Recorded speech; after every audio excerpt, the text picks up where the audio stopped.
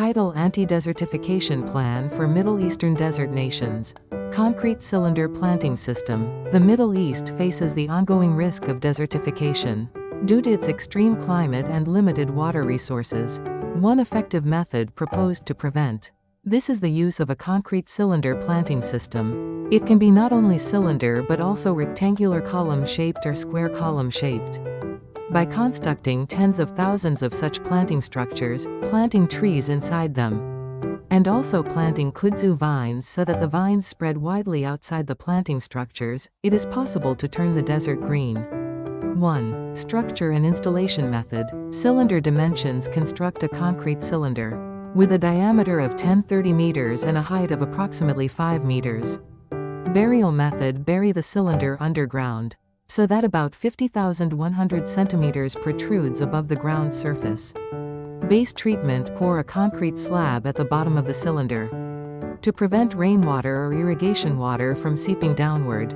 2. Drainage control design. Side drainage holes. Drill numerous holes, 5-10 centimeters in diameter, along the upper half to 2/3 depth of the cylinder wall.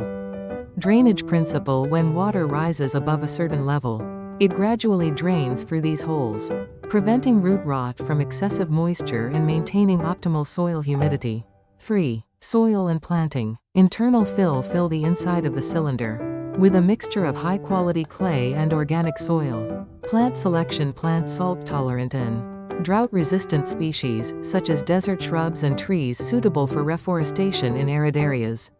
4. Expected benefits. Water retention. The concrete base and side hole design minimize water loss, allowing rainwater and irrigation water to be stored for extended periods.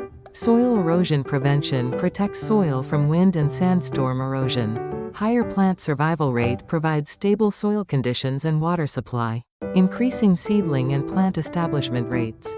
Long-term green zone formation. Enables gradual greening in units of cylinders, and multiple units can be combined to form windbreaks or desert green belts.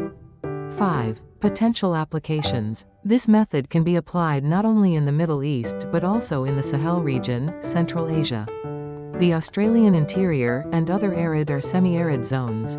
When combined with solar power generation and rainwater harvesting systems, it can develop into a sustainable anti-desertification model.